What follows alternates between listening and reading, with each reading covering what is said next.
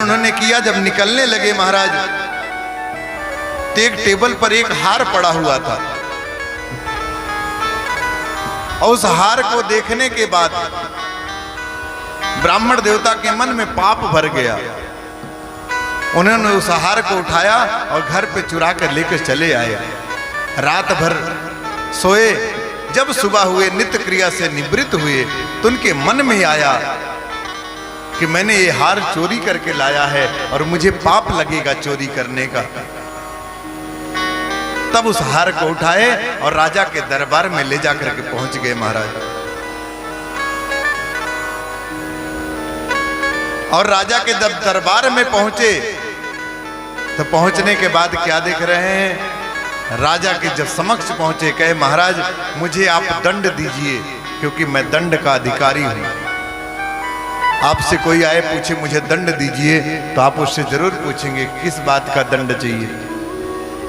ब्राह्मण देवता ने बताया कि महाराज मैं रात्रि में आपके यहाँ से जा रहा था तो मुझे एक हार मिला और वो हार हम घर लेके चले गए और मुझे सुबह लगा कि मैंने चोरी करके ले आया हूँ, इसलिए मैं पुनः इसको वापस करने आया हूँ। इसको वापस कर लीजिए और मुझे दंड दे दीजिए।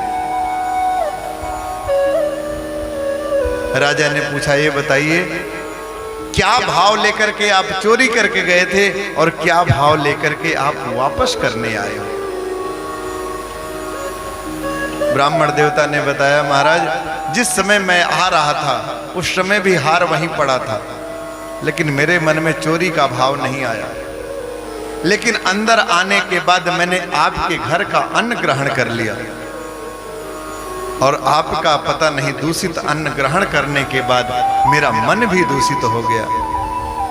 और जब मैं जा रहा था तो उस अन्न के कारण मेरे मन में चोर बैठ गया और मैंने उस हार को चोरी कर लिया। राजा ने पूछा ये बताओ फिर सुबह वापस कैसे लेके आए। कहे महाराज ऐसे लेके आए जब मैं नित्य क्रिया से निवृत्त हुआ वो जो दूषित अन्न मेरे शरीर में था वो निकल गया, तब मेरा मन पवित्र हो गया और पवित्र होने के बाद मैं समझ पाया कि मैंने चोरी किया है और पाप किया है। राजा ने कहा ये बताओ दोषी तुम हो कि मैं हूं। क्या महाराज पहले तो दोषी मैं हूं जो चोरी किया हूं और उससे बड़े दोषी आप हो कि जो दूषित अन्न खिलाए हो।